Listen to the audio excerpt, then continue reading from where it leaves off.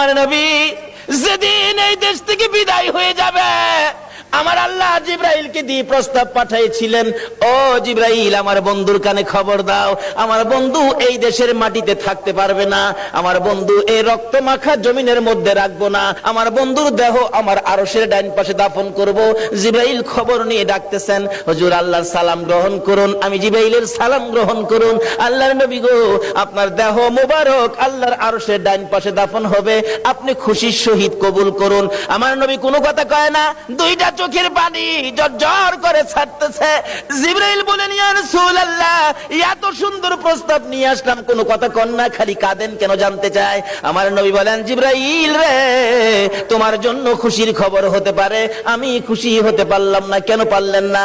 রে জিবরাইল, আমার দাফন আল্লাহর আরশের ডান পাশে হবে, আমি জানতে চাই আমার গুনাহগার উম্মতের